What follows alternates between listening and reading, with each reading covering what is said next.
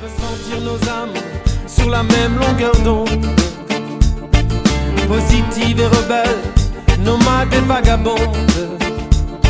Ce soir la lune est pleine, les étoiles sont fécondes. Faisons attendre le ciel quelques milliards de secondes.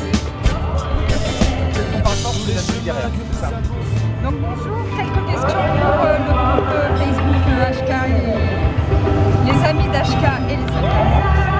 Donc première question, que penses-tu du groupe des amis qui aiment HK et les Saltimbanques? Si c'est des amis qui aiment HK et les Saltimbanques, j'aurais du mal à en penser du mal. Nous, ça fait partie de toutes les belles choses qui nous arrivent, des gens qui nous suivent, des gens qui ont envie de nous soutenir, qui ont envie de participer à cette histoire, qui ont envie de se dire tiens, on fait partie de la même communauté de pensée et de valeurs. Donc voilà, c'est vraiment à la fois un plaisir et une petite fierté aussi de voir qu'il y a pas mal de gens qui se joignent à nous et dans cette belle histoire. Alors deuxième question, comment réagis-tu face aux émotions que tes fans t'apportent jour après jour?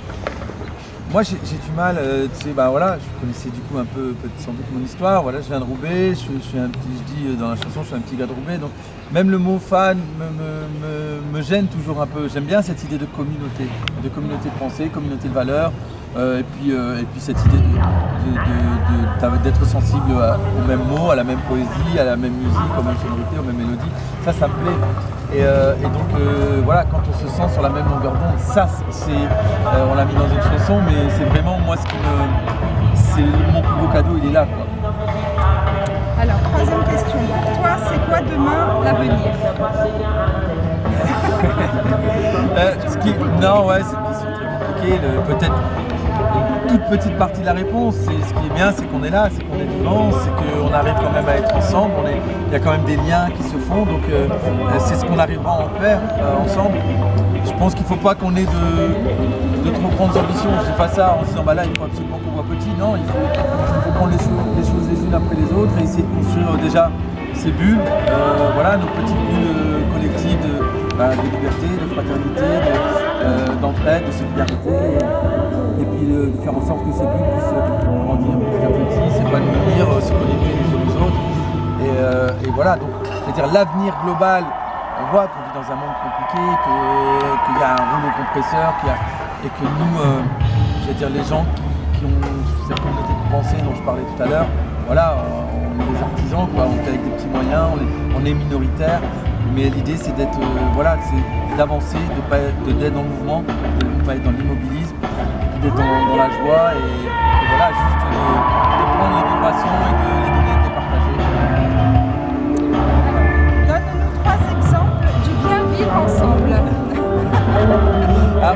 Mais c'est le bien vivre ensemble, c'est toujours, c'est pas quelque chose d'évident. Je pense que c'est important d'avoir conscience de ça. Il faut avoir envie de vivre ensemble, de bien vivre ensemble. Donc ça part déjà d'une envie d'avoir conscience qu'on peut avoir des différences de tout ordre et que ces différences-là, c'est pas anodin quand on dit qu'on va en faire une force. C'est dire on est conscient que mon histoire c'est celle-là, ton histoire c'est celle-là, l'histoire de l'autre c'est celle-là, et sur quoi on peut se regrouper. Alors des fois, je parle souvent moi de Roubaix parce que c'est ce qui m'a construit, c'est là où je suis né, là où j'ai grandi. Il y avait cette idée de communauté de destin. On est tous nés, on a débarqué dans ce même quartier, c'était dans cette même ville, des gens modestes, des gens qui venaient pour beaucoup de cultures des 4 coins du monde, d'autres depuis des générations sur le sol roubaisien, et on vivait ensemble, et on avait envie d'être bien ensemble. Il y avait quelque chose qui était plus léger qu'aujourd'hui. Aujourd'hui on sent que c'est lourd, que c'est compliqué. Moi je sais que dans le quartier, j'ai vécu 35 ans à Roubaix, et je sais que le bien vivre ensemble c'est un combat quotidien. Et quand ça marche c'est tellement beau, c'est tellement fort, et c'est pour ça que je le porte en moi et qu'on est beaucoup de ces gens qui sont nés, qui ont grandi, qui ont vécu dans ces quartiers, qui le portent et qui veulent le porter en eux parce qu'ils savent à quel point c'est beau et c'est précieux quand ça marche. Et voilà, mais il faut dire que oui, que c'est un combat et que c'est pas quelque chose de simple, d'évident. Et en même temps quand on fait les choses avec cœur et sincérité, il peut se passer des choses.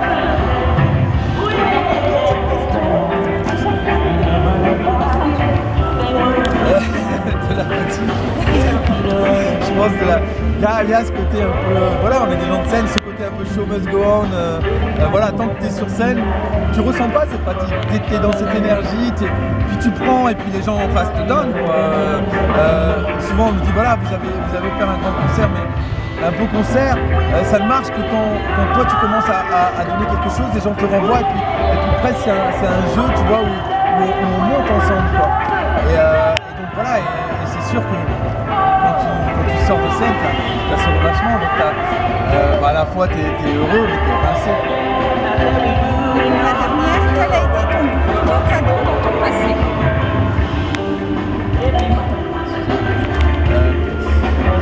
Moi, en tout cas, ce qui est sûr, c'est que j'ai conscience d'être un privilégié de la vie, de ma passion, de ce que j'aime, d'avoir, voilà, ce que j'aime, c'est la musique, c'est les mots, c'est la poésie.